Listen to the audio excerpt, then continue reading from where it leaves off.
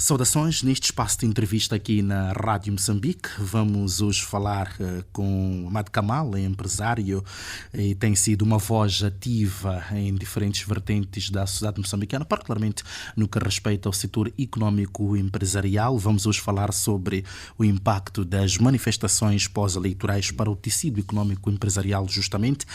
Há mais de 2 semanas que se registram estas manifestações convocadas para supostamente contestar os resultados eleitorais referências gerais de 9 de outubro passado. O candidato presidencial Venâncio Mondlane tem estado num exercício, digamos que insistente, de convocação destas manifestações que estão já a ganhar contornos de desobediência civil, insurreição, como também de forma repetida têm classificado as autoridades moçambicanas. O fato é que há evidência, ou seja, o fato é que há violência e sabotagem económica. Este último é inclusivamente deliberado para supostamente acabar por bloquear os interesses das elites políticas do país. Isso está já a causar certamente impactos negativos para o setor produtivo. Como então se sai deste cenário? É uma questão-chave que temos para os próximos minutos com Amad Kamal, a quem agradeço pela presença aqui nos estúdios da Rádio Moçambique, em nome da RIAMA. Bem-vindo. Muito obrigado, Simon. Bom dia, ouvintes da Rádio Moçambique. É um prazer estar aqui. Esta entrevista é conduzida por Simon Cabo e com a sonorização de Francisco Jate. Carlos Anselmo garante a sua transmissão nas nossas plataformas digitais, com destaque para o Facebook Rádio Moçambique. Amad Kamal, mais uma vez, obrigado pela presença. Ora, enquanto empresário, como é que tem estado a acompanhar estas manifestações? Bom, como cidadão, acompanho com muita preocupação. Como empresário, acho que todo este movimento de destabilização é gravíssimo. Já está a criar uma série de perturbações socioeconómicas que podem representar em perdas de postos de trabalho, atrasos de pagamento de salários, de impostos, quebrar a fraca cadeia logística que nós temos em Moçambique. Tenho estado a falar com empresários em Cabo Delgado, na Zambésia, em Nampula, em Tete, e estão com dificuldades porque não conseguem reabastecer os seus armazéns, e isto cria uma dificuldade na interação com os consumidores e os produtores agrícolas. Portanto, é grave se considerarmos que o setor agrícola contribui com 5 bilhões de dólares, portanto, uma parte significativa do nosso produto interno bruto. Para as pessoas terem uma ideia, a agricultura produz mais para o PIB do que os hidrocarbonetos. Portanto, estamos aqui... E é um dos setores que se tem estado a ressentir com alguma gravidade.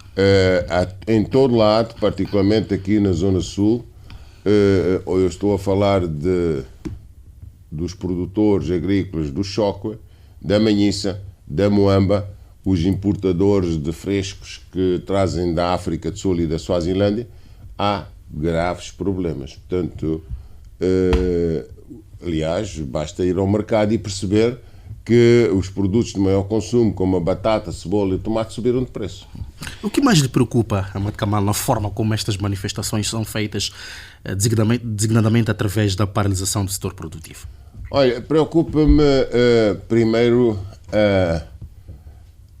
eu diria, a falta de profissionalismo político de quem os organiza. Portanto, eu julgo que quando o Venâncio Mondlane convocou estas manifestações como uma forma de pressão política para legitimar a sua declaração de vencedor das eleições, quando só estavam contados 10% dos votos, ele enganou-se, porque ele queria atingir primeiro o poder político, segundo a economia formal, digamos, as grandes empresas, e acabou por mexer naquilo que seria a base de simpatia dele, que são os mercados hoje vais ao mercado de Zimpete falar de Venâncio Mondlane, és capaz de levar com batatas e cebolas na cabeça porque ninguém quer ouvir. Perderam-se toneladas e toneladas de produtos devido aos boicotes, às greves, ou ao medo que as pessoas têm de ir aos mercados comprar. Os caminhões que conseguiram chegar não conseguiram vender, os que estavam na fronteira não conseguiram atravessar, os que estavam no choque não conseguiram vir para Maputo. Portanto, foi um desastre completo. Quer para os produtores, quer para os comerciantes. Portanto, eu julgo que teve um efeito contrário. Portanto, aqui há um problema também de metodologia para estas reivindicações dos resultados das últimas eleições. É um problema de falta de inteligência. Estas coisas organizam-se com conhecimento, com inteligência, estuda-se, não é por emoção. Eu julgo que o que está a acontecer aqui, aliás, é uma característica, eu próprio já disse isto ao Venâncio Mondlane, ele precipita-se. Eu já lhe disse que ninguém consegue vencer a nadar contra a maré. E ele perguntou como se faz. Eu disse, faz como os empresários. E como é que os empresários fazem? Passam entre os pingos da chuva. Portanto, é preciso ter paciência e procurar o espaço onde ele há para a gente não se molhar entre os pingos da chuva. Portanto, é um caminho lento. Não se chega lá quando a gente quer. Esta é a razão. Ele era um simpatizante da Frelimo. Foi para o MDM com boas possibilidades. Foi para a Renamo. Se calhar hoje seria o futuro presidente da Renamo. Foi para o CAD, caiu. Foi para o Podemos, parece que caiu. É um bocado estranho como é que todas estas organizações não conseguem acomodar Venâncio Mondlane. Antes de chegarmos às questões, de facto, relacionadas com o tecido económico empresarial e os efeitos que estas manifestações têm estado a ter para este setor, e porque está a falar mesmo de questões meramente políticas, eu coloco também esta pergunta relacionada à relação Venâncio Mondlane-Podemos. Sente que há aqui, não há, portanto, alguma ligação muito forte, ou seja, não estão nos mesmos carris estas duas, a entidade Podemos e a pessoa de Venâncio Mondlane? Eu nunca tive dúvidas que não estavam, foi um casamento de conveniência. O Podemos não tinha expressão nenhuma, Venâncio tinha uma agressividade eleitoral que o Podemos aproveitou, mas cá está, mais uma precipitação. Estes acordos não foram feitos com inteligência, não foram feitos de forma que se previssem. Eu acho que eles próprios não esperavam ter 20%.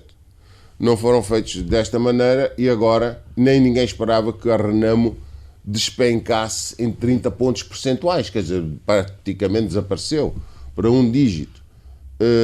E o Forquilha, com a oportunidade de ser o líder da oposição. Venâncio nem se candidatou para o Parlamento, pois. Não é membro do Podemos, portanto não pode ser líder da oposição. O Forquilha, obviamente, tem que assumir. Caiu-lhe este presente na bandeja, ele assume e o Venâncio entrou em desespero. Portanto, esta questão é mais do que óbvia, que há uma dissonância entre o Podemos e o Venâncio. Aqui hoje diz que o problema não são propriamente as eleições realizadas há mais de um mês. O problema é, portanto, a revolta dos moçambicanos em relação aos vários desafios que o país enfrenta, nomeadamente desafios de caráter socioeconómico. Simon, agora estás a tocar na raiz do problema. A questão, o fenómeno Venâncio Mondlane não é um fenómeno. O mérito do descontentamento não é a liderança do Venâncio Mondlane, é o demérito da governação.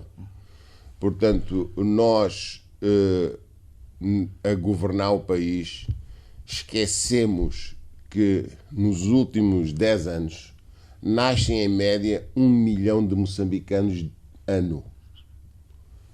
1 milhão de moçambicanos nascem ano. Quer dizer que também crescem, certo? Pois. Para termos uma ideia, quando o presidente Nyusi foi eleito, há 10 anos atrás, as crianças que tinham 8 e 10 anos, nestas eleições têm 18 e 20 anos. Eles nem sabem quem foi Guebuza. Exato. Nem sabem quem, quanto mais Chissano, Samora e Mondlane. Eles nem sabem quem foi Guebuza. Eles nem sabem o que é colonialismo e o que é independência. Portanto, o peso da história da libertação não conta para 60% da população. Neste momento, 60% da população moçambicana, que o equivale a dizer 19 milhões de pessoas, tem menos de 25 anos.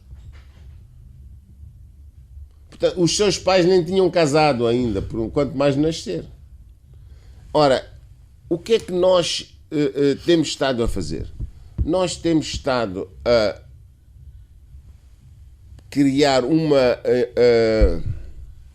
ilusão de que o país está a crescer com grandes projetos. Não é verdade. O país não está a crescer. Os números do PIB crescem, mas a retenção da riqueza é muito baixa. Dou-vos o exemplo da Mosal, dou-vos o exemplo do gás, do carvão. Ganhamos pouco. O que é que faz riqueza verdadeiramente?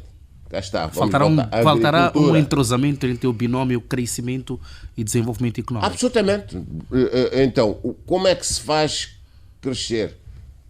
Faz crescer pondo riqueza no bolso da população. Os grandes projetos não põem. Os grandes projetos criam-nos a ilusão que o PIB cresceu, foi isto o projeto da Mosal, mas o que é que faz a Mosal? Importa energia da África do Sul, importa a alumina da Austrália. Aqui processa, ficam os resíduos e depois exporta. Nem sequer, ao fim destes anos todos, não fazemos, nem panela fazemos, que a gente já fabricava cá panelas com alumínio importado, nós com o alumínio nacional nem panelas, nem alumínio para as janelas fazemos. É estranho, mas se fores ver o projeto, estava previsto a produção de subindústrias da Mosal para aproveitar a produção dos lingotes. Não acontece. O carvão, vais ver o projeto, tem uma série de indústrias subsidiárias do carvão para fazer. Zero, nenhum, não há nada.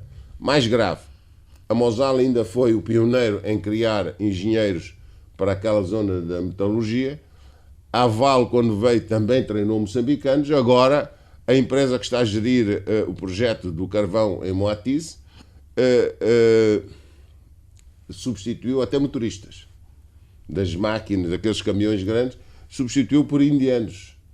Portanto, quer dizer, estamos a perder o tracking. O governo não faz o que deve fazer. Isto já... Vais a Tete, onde eu vivi 5 anos. É triste ver Tete regrediu 20 anos, porque em 2010 Tete começou a crescer. As pessoas endividaram-se para aproveitar a dinâmica e acompanhar a evolução do crescimento económico de Tete. Construíram, etc, etc. Abriram negócios, supermercados. Hoje, Tete, essas pessoas estão endividadas e Tete está pobre. Tu depois dares uma boa nutrição a alguém, quando tiras, ele sente mais do que quando não tinha. Pois. E esta ilusão caiu, cria uma depressão nas pessoas. E a economia é um binómio percepção e esperança. As pessoas têm que acreditar. Se não acreditam, a economia não funciona. Portanto, para responder à tua pergunta, sim, a governação é responsável porque fez muito pouco para os jovens. A CTA já disse, e voltando aqui à questão das manifestações e do seu impacto, que durante estes dias todos, estas manifestações fizeram com que o setor privado perdesse 24,8 mil milhões de meticais na globalidade dos setores. O que é que significa perder-se perto de 25 mil milhões de meticais numa fase tão crucial quanto esta, do ponto de vista de desenvolvimento do país e até, se quisermos, de forma ainda mais micro, numa fase em que nos aproximamos para um período de muito consumo, que é da quadra festiva de Natal e de fim do ano? Olha, significa muito para uma economia frágil como a nossa. Eu diria que o país produz por dia de trabalho útil aproximadamente 95 milhões de dólares dia. Se eu disser em meticais, ficam muitos mil milhões de meticais, então é mais fácil. Não é que eu gosto do dólar, não gosto, odeio o dólar até se querem saber, mas e acho o dólar uma moeda arriscada, mas para percebermos melhor, o país produz 95 milhões de dólares dia. O número que o CTA traz equivale a 25% da produção do país. Agora, a maior perda, ou que tem maior impacto, porque é isto que interessa, o que interessa é, impacta a quem? O crescimento ou o prejuízo? É exatamente neste tecido das micro e médias empresas. São estas, porque estas não têm reservas. O país, nos últimos 12 meses, tem uma economia anémica, desde as autarquias que o governo piorou a sua relação com os provedores de serviços. Portanto, o governo não está a pagar ao setor produtivo, privado particularmente, que prestou serviços e não recebe. Este é um assunto que vem de trás. Porém, agravou-se depois das autárquicas. Ora, sendo o governo o maior consumidor e investidor da economia, se não paga, as empresas não pagam aos seus fornecedores, não pagam os seus impostos, não pagam os seus trabalhadores. Isto já vinha muito frágil. Com estas paragens, quando as tuas fundações não são boas, qualquer vento deita abaixo a tua casa, né? A gente vê nos Estados Unidos os tais tornados. Os tornados dos Estados Unidos são ventanias fortes em Moçambique, mas fazem mais estragos lá do que cá. Porquê? Porque as casas deles não têm fundação.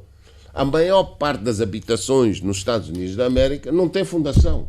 As nossas palhotas são mais resistentes que os deles, porque são casas pré-fabricadas em madeira. É por isso que quando vem uma ventania de 100 km, voa tudo. Ora, é igual à nossa economia. A nossa economia já está tão fragilizada, não tem fundações, qualquer coisinha abana. Estas greves vieram dar cabo de muitas empresas. É verdade. E a CTA fala mesmo de riscos para se alcançar o crescimento económico de 5,5% previsto para este ano. Eu julgo que já há aí uma previsão que prevê uma redução do crescimento para 3,3%. Eu já tinha lido isto. Porém... Com as manifestações a trazerem também este impacto. Sim. Mas deixe-me dizer, já que estamos a falar de crescimento económico,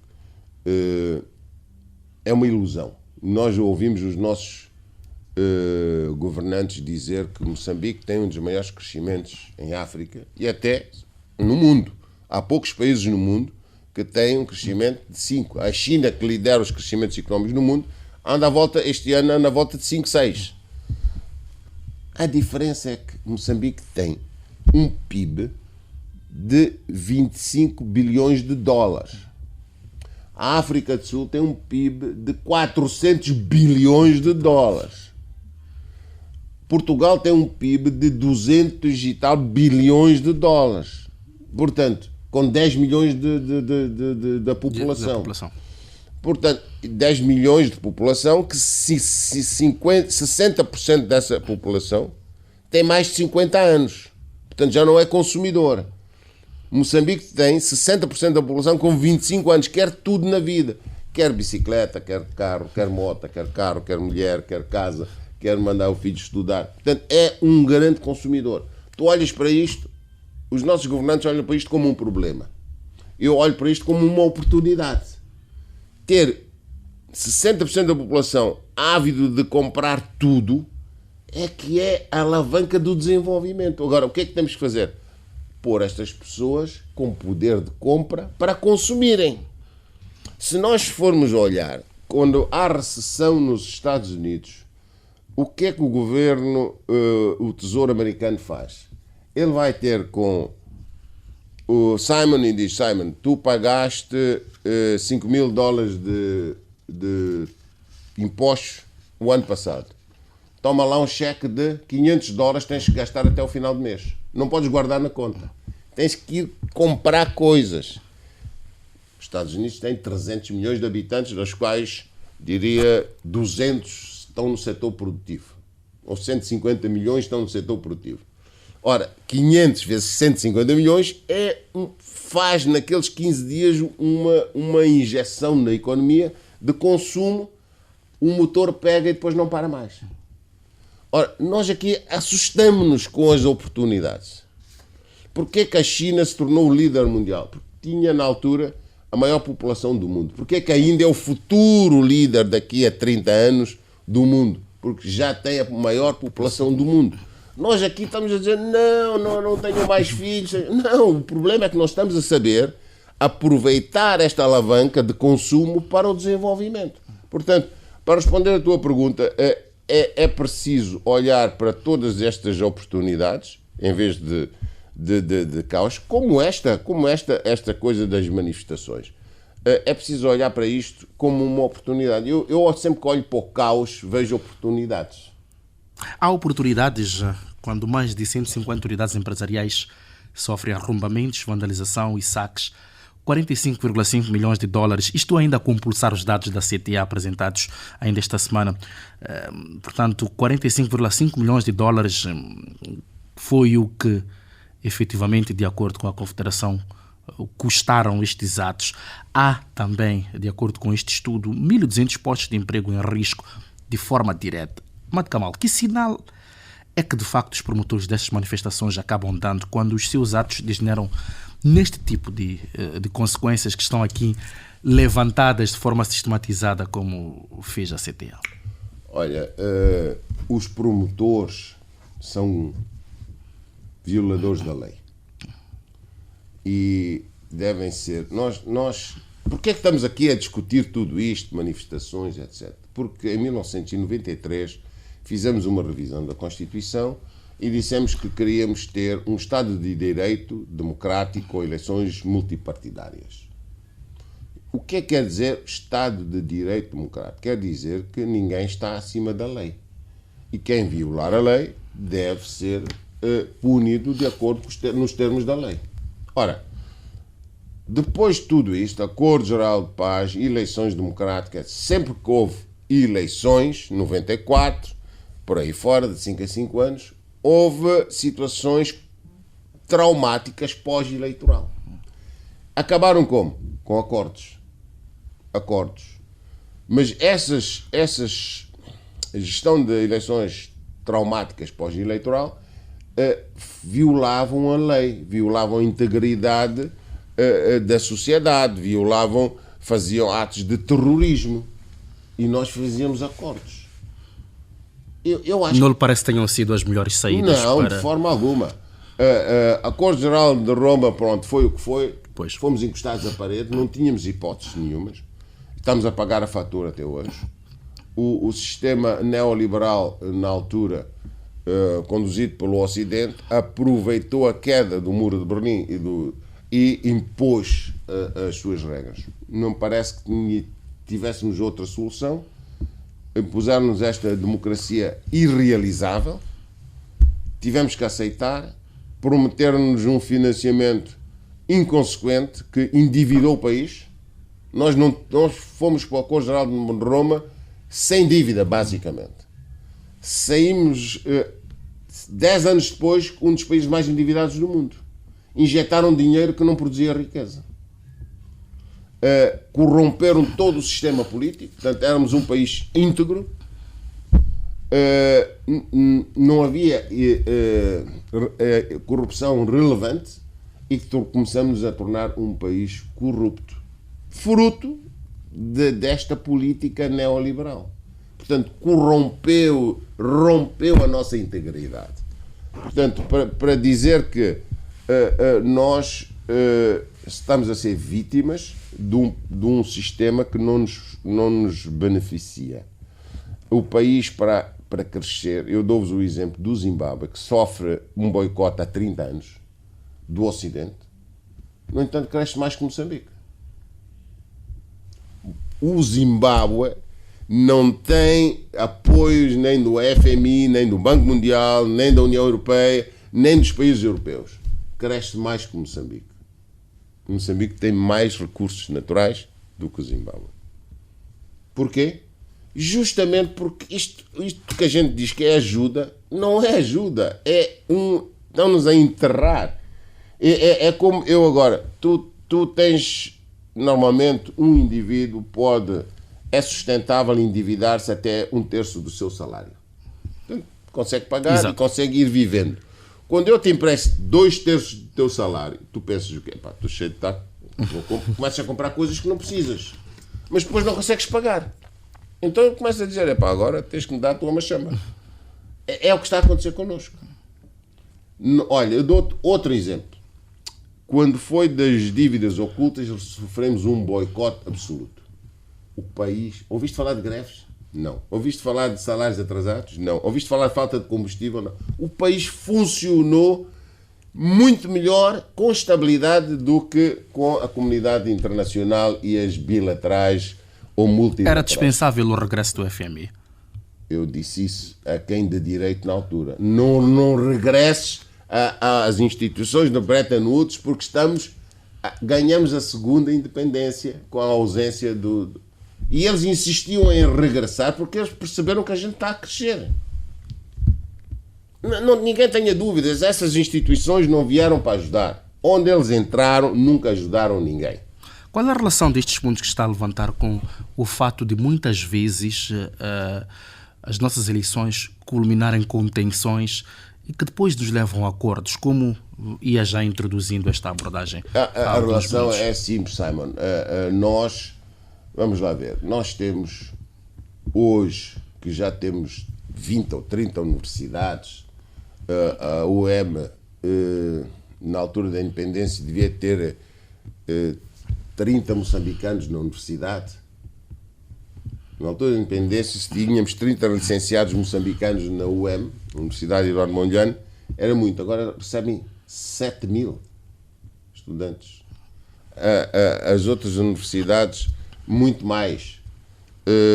Portanto, eu digo que nós devemos ter estudantes no ensino superior à volta de 50.000. Mas uma grande parte são iletrados. Quando eu digo iletrados, as pessoas ficam escandalizadas. Não estamos a falar propriamente de não saber ler e escrever. Não estamos a falar de analfabetos. Estamos a falar de iletrados, que é indivíduos que sabem ler, sabem escrever, mas não sabem interpretar o que leem. E agora imagina, 60% da nossa população também é rural. 55% é analfabeta. Esses não sabem nem ler nem escrever. Como é que eles interpretam o voto? O que é que lhes faz votar para A ou para B? Só há uma coisa. É o conhecimento. Nós, nas zonas rurais, eu como empresário, quando quero vender, eu tenho que ir lá. Publicidade é aqui na zona urbana. Lá ele tem que tocar no meu atrelado, tem que tocar na minha carrinha, tem que tocar na minha charrua. Ele tem que ver, tem que olhar para mim. Se eu for como estou vestido agora, não vou vender nada. Eu tenho que vestir parecido com ele. É por isso que os tipos que estão nas zonas rurais, os empresários, usam caqui, usam calções, tu reparaste, portanto, mais parecido com o camponês, senão ele não negocias com ele. É assim que se faz, esta é a psicologia mercantil.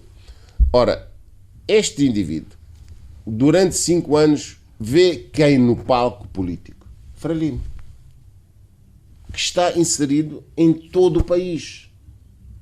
Os outros aparecem nas eleições e mal.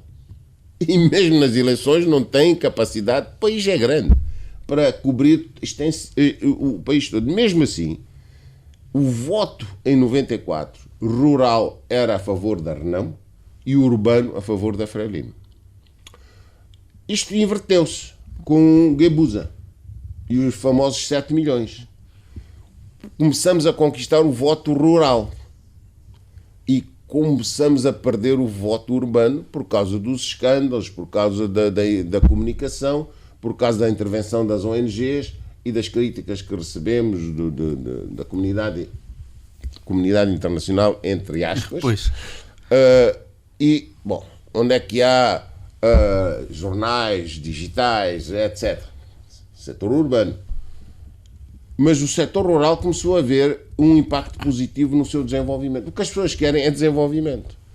Com a eleição do presidente Nyusi, ele mudou os 7 milhões, na minha opinião, errado. Ele deveria ter melhorado o processo. 7 milhões foi uma boa ideia, mal implementado por os executores. Guebuza teve uma ideia excelente, mas foi mal implementado. O presidente Nyusi devia ter aproveitado isso e organizá-lo melhor. Porque é preciso... Não se pode ter crescimento sem pôr a semente. Ora, a semente do desenvolvimento é capital. Temos que ir lá pôr capital, temos que ir lá fazer as pessoas acreditar. E eles devíamos ter continuado melhorando, organizando melhor isto. Mas Nyusi fez outras coisas muito boas nas zonas rurais. Pôs água, pôs luz, pôs telefonia móvel, pôs banco. A gente já se esqueceu, mas pôs banco, não havia bancos. Pôs bancos, pôs tribunais, pôs ambulâncias. Aquilo que nós aqui criticávamos na Júlio Nyerere, right? O presidente vai inaugurar uma ambulância. Para aqui, há 50 ambulâncias na capital. Naquele distrito não havia uma. As pessoas morriam porque não conseguiam chegar ao hospital. As grávidas faziam nascer os seus bebés no chapa. Portanto, para eles tinha um impacto a dizer, o governo reconhece que nós existimos. Isto inverteu todo o voto, a população eleitoral. Frelimo conquista os votos rurais e a oposição urbana. Simplesmente, o problema é que a urbana tem muitos frelimistas fiéis. Continuam a votar, independentemente do que acontece, na Frelimo. Apesar de fazerem muitas críticas, na hora do voto, votam Frelimo. Pois.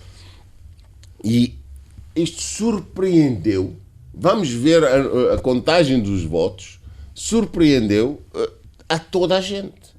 Agora, quem é que fez o desequilíbrio? Porquê é que a Frelimo tem 70%? Porque a Renamo desapareceu. Há 30% de votos. Portanto, os dados que são apresentados pelos órgãos eleitorais não são, na sua opinião, tão questionáveis assim quando se coloca em cima da mesa por parte de determinados círculos de opinião? Olha, até agora eu não tenho dúvidas que a Frelimo venceu as eleições. Até agora. Eu também fiz projeções. Pois. O que Venâncio está a dizer, quando ele disse que com 10% dos votos contados ele era vencedor, eu estava a fazer a minha projeção e dava 55% de votos a Frelimo.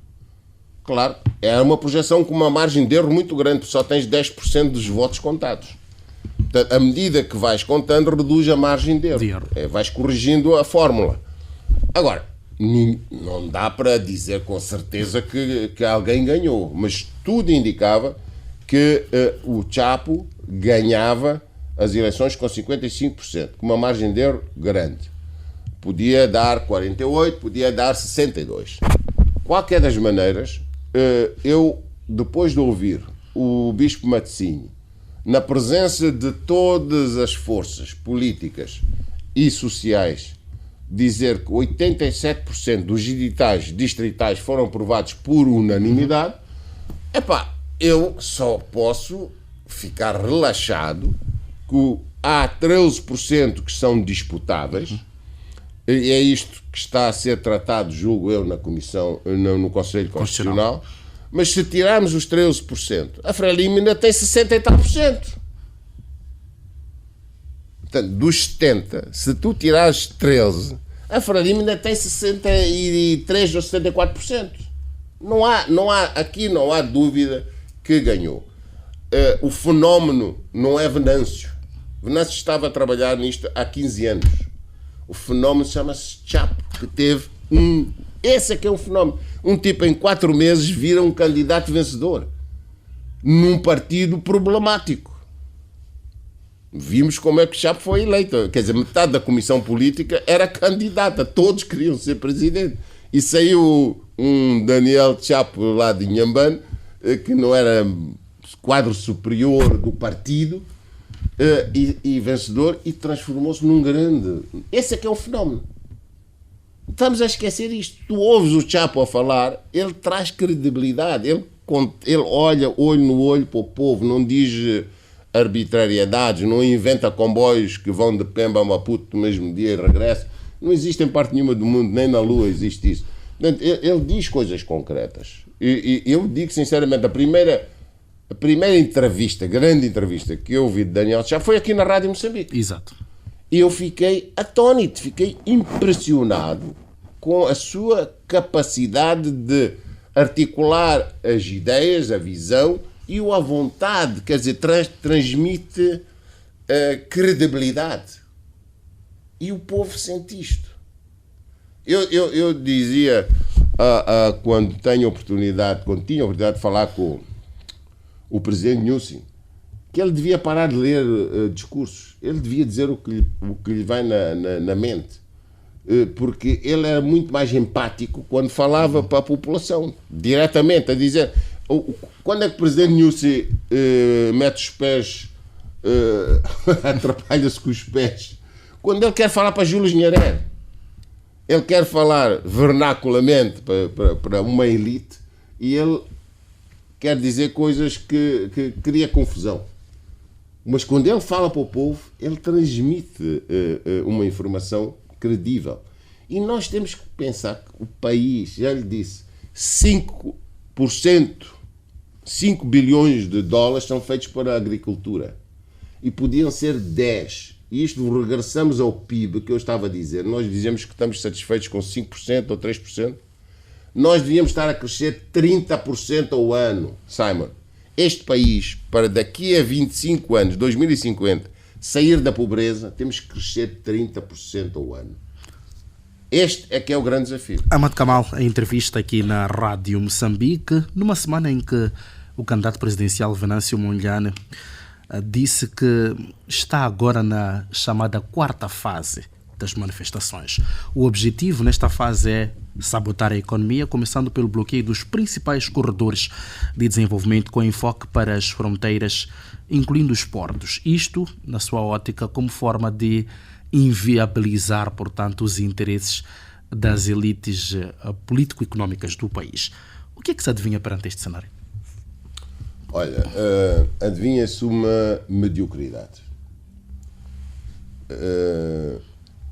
Eu tenho centenas de trabalhadores, vivem em toda a área metropolitana de Maputo, e hoje as pessoas saíram todas para trabalhar. As suas esposas foram trabalhar, as que vendem foram vender, as que vendem comida foram vender comida. Passei no museu, estavam lá as senhoras que vendem comida. A vida está a entrar na normalidade. Vocês são mais novos, não sabem. A maior parte de vocês nasceram quando a liberdade era um direito e a liberdade de expressão era um privilégio. Vocês não sabem o que é não poder circular sem medo para Boane. Não é nos dias de greve, é todos os dias. Chegar a Bobol, onde a gente vai e volta em meia hora, e não poder passar porque queimaram 3 caminhões, 5 autocarros com pessoas lá dentro.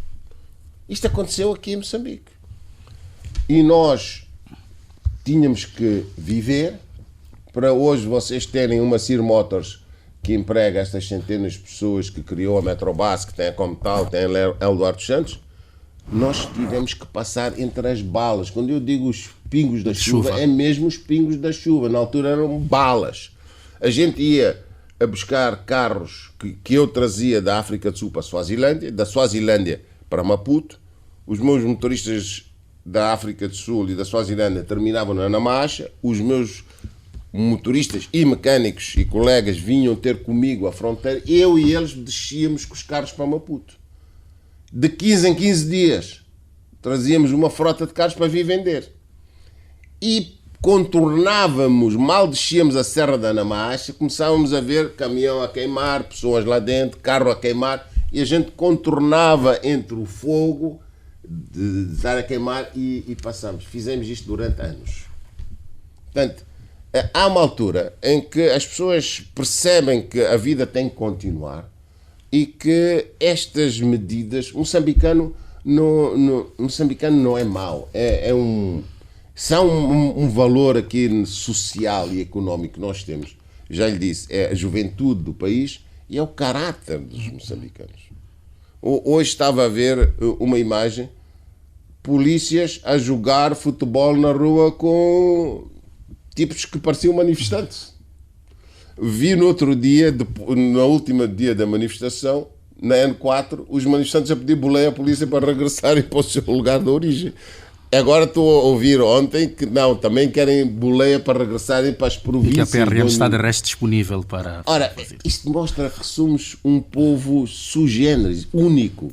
Temos um caráter de irmandade. Somos, de facto, um verdadeiro povo. Isso tem a ver com a nossa educação, com a nossa cultura. E este é um grande capital. Por exemplo, nós temos aqui vários credos religiosos. Os colonos que eram apoiados pela Igreja tentaram sempre criar um conflito com os não cristãos. Mas nunca houve conflitos. A Frelimo marxista também não queria, essa não queria nenhuma religião. Os colonos queriam o cristianismo, os marxistas não queriam nenhuma, mas nunca houve conflitos religiosos. Até hoje. Já várias forças, os ocidentais que tentaram criar. Tu vês a guerra de terrorismo em Cabo Delgado, começaram por dizer que eram os radicais islâmicos. Mas não há radicais islâmicos, é terrorismo. E os muçulmanos são as maiores vítimas, porque a maior parte da população lá é muçulmana. Tu não vais fazer uma guerra para matar os teus irmãos. É óbvio, e eu pergunto, e no Congo, quem são os radicais que estão lá? Em Angola, a guerra civil, quem foram os radicais? Na Nigéria, no Sudão, onde há hidrocarbonetos e recursos minerais. Atenção, o Congo é um dos países mais ricos do mundo em recursos extrativos. E nunca teve paz. Desde que se libertou da independência da Bélgica, nunca conseguiu. E não anda. O Congo é mais pobre do que nós. Porquê? São os mesmos. Eu costumo dizer, e isto serve para os assassinos do Etelvino e do colega dele, eu costumo dizer, quando não sabes quem fez, quem está a patrocinar a guerra em Cabo Delgado, ou os assassinatos, ou a exploração, vai procurar saber quem se beneficiou disso. Quem é que se beneficia da guerra em Cabo Delgado? As multinacionais. Em Angola, as multinacionais. No Congo, as multinacionais. O povo está em guerra, mas os recursos estão a sair. Esta é que é. Quer dizer, tu podes não saber quem foi, mas há quem se beneficia. E esse é o culpado. Isto justifica, portanto, este fechamento que se pretende nesta chamada quarta fase das manifestações? Nada, a quarta fase, que acho que eu diga, não vai existir. Quer dizer, não vai existir. Já existe. Hoje é a quarta fase, mas não está a acontecer. As pessoas começam-se a ajustar e felizmente as autoridades começam a aparecer com o seu papel. Ontem o Comandante-Geral da Polícia, felicito-lhe pela uma excelente intervenção, felicito o Ministro da Defesa por uma excelente intervenção que fez a semana passada. Os líderes têm que aparecer. Nos momentos difíceis eles têm que se afirmar. E o povo não vem trabalhar porque tem medo, não é porque aderiu à greve. Tem medo. Então, aqui as forças de defesa e segurança têm que garantir que a normalidade da vida vai continuar, tratar os vândalos como vândalos e escutar os manifestantes. Atenção. Como é que se diferencia os manifestantes dos chamados vândalos, que são estes, portanto, que protagonizam estes saques? Simon, se eu soubesse, não estava cá. Ia para um país riquíssimo. Mas tenho uma ideia. A ideia é assim, quando, eu costumo dizer, o ruído ouve-se, a mensagem escuta-se. Os vândalos fazem ruído, os jovens têm uma mensagem. E não é agora que tu vais ouvir, eles já diziam esta mensagem para trás. E nós andamos aqui com paliativos, a dizer que vamos criar 3 milhões de postos de trabalho, distribuímos um serrote, uma plaina, um gerador, uma bomba d'água. Isso é tudo conversa. É preciso... Quem não sabe é como quem não vê. Se eu te puser aqui um diamante em bruto, tu vais pensar que é um vidro partido, porque são parecidos. Mas quem sabe, sabe diferenciar. Ora, tu dás uma ferramenta ou um kit de ferramentas a alguém que não sabe, ele não vai fazer. É preciso criar aquilo que os países ditos desenvolvidos chamam-lhe de incubadoras. Eles lá acarinham as incubadoras. Porquê é que eles chamam incubadoras? Para poderem subsidiar o crescimento destas microempresas que vão crescendo. Nós temos incubadoras ou temos que criar incubadoras? Não, nós já temos incubadoras há muito tempo. Nós chamamos de informal. O problema é este. Alguém da comunidade, dita comunidade internacional, designou de informal estas incubadoras que nós temos. Isto é que são incubadoras. Estes tipos saem de casa, que querem empreendedores, são estes que saem de casa sem nada, voltam de casa com comida. Empreendedor é aquele que usa o seu conhecimento e a sua força física para gerar riqueza. Já disse que não acredita, portanto, no sucesso da chamada quarta fase das manifestações, mas houve a terceira, a segunda e a primeira que criaram estes prejuízos sobre os quais falamos há pouco e enumerados pela CTA. E é a CTA que propõe algumas medidas para aliviar, portanto, estes prejuízos. Propõe, por exemplo, que a nível fiscal se remova o IVA sobre os óleos, os sabões, o açúcar, o frango ou os ovos, que são os produtos básicos, principalmente para os mais desfavorecidos. É uma solução para minimizar o impacto desta situação nas famílias, a seu ver? Olha, é preciso separar os apoios dos lobbies.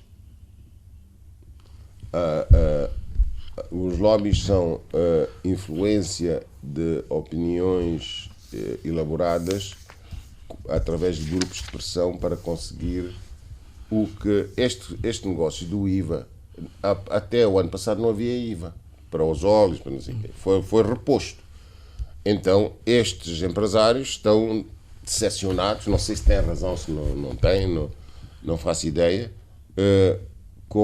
mas eu também devia dizer que eu também sou fabricante de atrelados de mobiliário escolar, mobiliário hospitalar, não sei o quê, também não quero IVA. Eu fabrico. Pode haver, portanto, outros interesses que não sejam propriamente de recuperação deste tecido empresarial. Olha, o que eu diria, e é uma coisa que se faz em todo o mundo, até nos pais do capitalismo, é o governo se deveria, primeiro, antes de qualquer apoio, devia cumprir com a sua obrigação de pagar o que deve. As empresas estão frágeis porque não recebem do governo o que o governo tem que pagar. De direito, não é favor. O governo já consumiu os produtos, já usou, serviu-se, não reclamou e agora não paga. Mas se eu dever um imposto ao governo, pago com juros de mora. Juros de mora que é muito superiores aos juros do banco. Mas o governo fica 3, 4 anos a dever e não paga nada. Nem corrige o câmbio, nem paga os juros. E eu, para colmatar a dívida que o Estado tem comigo, tenho que ir ao banco a buscar. Portanto, eu pago 18% ou 19% ou 20%, já chegamos a pagar 25%, mas quando o governo pagar não me faz esta correção. Portanto, este é um assunto. O segundo assunto é legítimo que os empresários peçam alguma compensação. E como é que se faz isto? É simples. O governo devia dizer, olha, vamos devolver em crédito fiscal 5 ou 10% ou 7%, seja o que for, dos impostos pagos. Quer dizer, se tu pagaste impostos, vais ter uma devolução. Se tu não pagaste impostos, vais ter 0 devolução.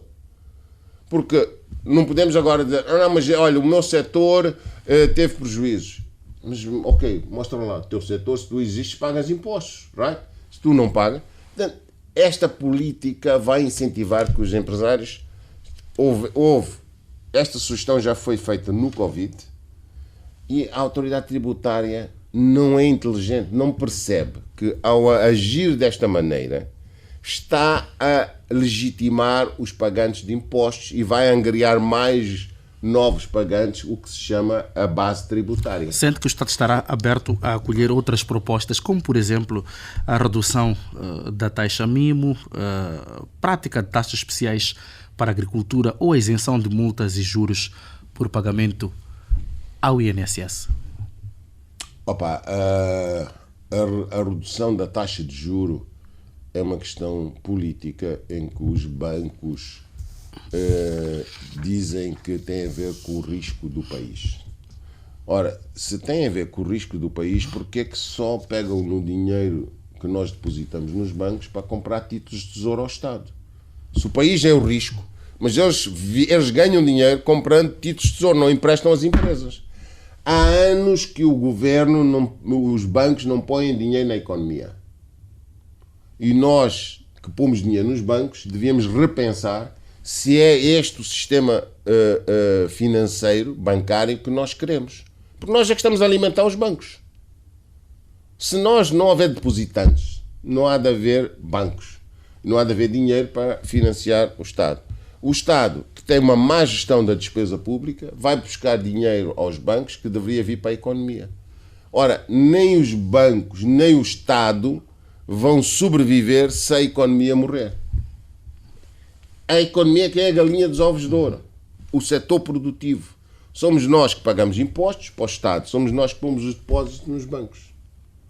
Portanto, estes dois são prestadores de serviços que geram a riqueza criada pelo setor produtivo. Amado Kamal, nós estamos já a caminhar para o fim desta nossa entrevista, mas há pelo menos 2 questões que eu não posso deixar de fazer. Há quem diga que estas manifestações trouxeram ou colocaram a nu um problema que já devia ser ultrapassado há algum tempo, nomeadamente o das importações de quase tudo que nós consumimos no setor agrário, mesmo com a existência de programas estruturantes no setor e que apresentam resultados bastante triunfalistas, como seja o Sustenta. Eu queria ouvir o seu comentário sobre este aspecto. Menciona-se o caso do mercado grossista de Zimpeto, que ficou sem muitos produtos pelo fechamento por 2 ou 3 dias da fronteira de Rotando Garcia, como um exemplo disso. Não há nenhuma justificação para nós continuarmos a importar batata, cebola, cenoura, etc. Não há nenhuma justificação. Pelo contrário, devíamos estar a exportar. E o Sustenta veio provar, com todas as fragilidades e críticas do Sustenta, veio provar que é possível fazer. Agora, o projeto Sustenta ainda não é estruturante. Estruturantes são projetos de 20 anos, 30 anos. O projeto Sustenta é uma bolha que veio e provou que é preciso fazer. Agora é preciso pegar naquilo. Eu espero que o próximo ministro ou que vier dê continuidade ao Sustenta, melhorando. Aqui não. Cada um que chega quer fazer o seu Sustenta. O outro quer fazer o seu Parpa. O outro quer fazer... Cada um quer fazer as suas coisas. Não há continuidade. E o partido é o mesmo. Imagina se houvesse mudança de partidos. Portanto, o Sustenta veio provar que é possível. Cá está, 5%, pela primeira vez, temos 5% do PIB que vem da agricultura. É uma das maiores fatias contributivas para o PIB. Mas há muito por fazer. Deixa-me dizer-te o seguinte. Quase 45% da produção agrícola perde-se na cadeia logística. Quer dizer, depois do camponês produzir riqueza, o feijão, o amendoim, a fruta, etc., estraga-se porque não há conservação, não há embalagem, tratamento para chegar aos mercados. Apesar de ser um grande negócio. E estes jovens todos que estão desempregados, eu já disse isto antes, 1 quilo de amendoim no início da campanha em Balama custa 63, a última campanha, custou 63 meticais. 2 dias depois em Maputo, o mesmo amendoim vale 150 meticais. 2 dias depois. Se tu contratares uma empresa como a Lalgi Transportes, que é cara e é boa, olha, comprei amendoim, ponha-me em Maputo, custa 10 meticais o quilo. Um caminhão cobra 10 meticais o quilo. Tu pagaste 63, pagas 10 meticais do quilo, 73. No mercado central vendes a 150. Há algum negócio que dá 100% de lucro em 3 ou 4 dias? Não. Mas esta é a realidade de Moçambique. E chega a ficar o amendoim a estragar-se. O feijão não niaça. 50% da fruta fica. No Muxungo é mais do que 50% do ananás que fica. Tu passas no Muxungo às 15 horas, compras 5 ananases, 15 meticais. Chegas a Mao Tse-tung, no dia seguinte, são 12 horas de viagem, ou 14 horas de viagem, é, na altura mais barata, 300. 5, 15, 300.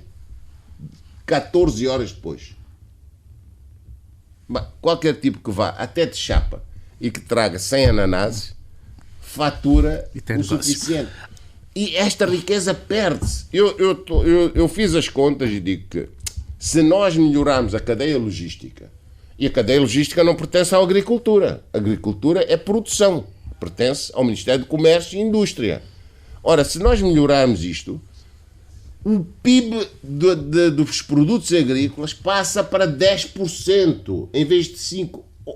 Este que a gente está a perder vale 5 bilhões de dólares.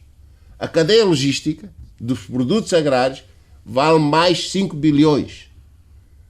Riqueza real para o camponês.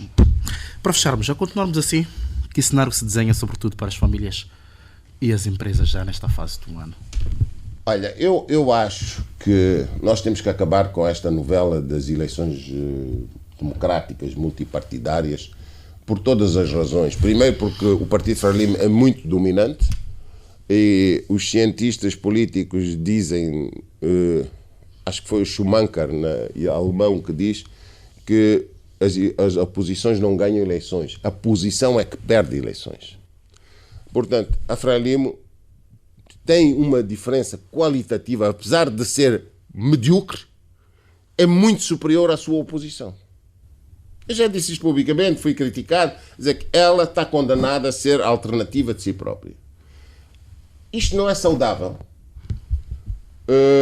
Muito pela narrativa dos países que nos querem ver empobrecidos, que querem explorar os nossos recursos, que alimentam esta intriga. Ora, mas é justo? Não, não é justo. Mas é real? É. Então como é que se resolve? Vamos fazer um governo de unidade nacional. Esta é a oportunidade única. A Frelimo sai destas eleições, seja qual for o resultado, 73, ou 62, ou 65, sai com quase uma maioria qualificada. Vamos tirar os 13%. Anda lá próximo de uma maioria qualificada. É a oportunidade de fazer uma revisão da Constituição, porque nós precisamos de uma estabilidade de 25 anos para sairmos dos paliativos eleitorais. O presidente que vem vai inventar uma série de projetos a dizer que está a criar desenvolvimento para ganhar as próximas eleições. E o outro sucessivamente. Os autarcas igual. É preciso começar a pensar o país estruturalmente. A única maneira de empregar 6 milhões de jovens que estão desempregados é criar projetos. Uma linha férrea norte-sul, feita à mão, não é com máquinas. Porque nós temos a mão de obra, temos que enquadrá-los na produção. E estes 6 milhões vão... cá está a riqueza da China e da Índia. Os 6 milhões vão gerar uma injeção na economia. E vão acreditar no país. E é o princípio da vida deles.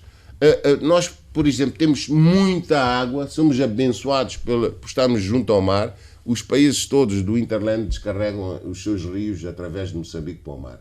Nós devíamos estar a abrir canais desses rios para fazer chegar a água às zonas onde não há água. Porque a gente produz os 5 bilhões de dólares da agricultura é por graças de Deus com a chuva. Se fizermos irrigações como a China fez, a China tem milhões de quilómetros de canais feitos à mão quando eles eram pobres. Mas empregou os chineses todos. E conseguiu uma estabilidade. É isto, mas para isso temos de ter... o que é que custa trazer... Para já, Quénia fez isto em 2008. A África do Sul fez agora em 2024. Em contextos diferentes. A África do Sul precisava de uma coligação para um governo de unidade nacional. Exato. Moçambique não precisa, tem um vencedor claro, então vamos lá chamar os outros. Somos todos moçambicanos, vamos lá falar. Agora, se aquele é terrorista, esquece. Esses acordos com terroristas não se fazem. Estado de direito é isto. É criminoso, trata na lei. É um contendor político. Vamos lá discutir os assuntos. Porque as pessoas têm que se habituar, as diferenças dialogam-se. Aliás, não interessa se é multipartidário, se é democracia. Parece-lhe que há muitas posições, as posições estão a ser cada vez mais extremadas. Não, mesmo para fecharem... acho que há uma posição quase consensual para um governo de unidade nacional. Entre os fazedores, os atores políticos, sente que estão, portanto, cada vez mais convergentes ou há aqui um extremar de posições? Não. Eu acho que é uma convergência. Exato. Muito obrigado, Amado Kamal, empresário, também, como dissemos no início desta nossa entrevista, uma voz interventiva em vários setores da nossa sociedade moçambicana, com particular enfoque para o setor da socioeconomia. Foi, de resto, em torno disto que nós falamos aqui nesta 1 hora de entrevista aqui na Rádio Moçambique. Mais uma vez queremos agradecer pela presença nos nossos estúdios. Olhamos particularmente para este impacto das manifestações pós-eleitorais para o tecido económico empresarial do nosso país. Esta entrevista foi conduzida por Simon Cabo e Francisco Jate esteve na sonorização. Carlos Anselmo garantiu a transmissão desta entrevista nas nossas plataformas digitais. Ouvinte, nós voltamos numa próxima oportunidade com mais um convidado e um tema em destaque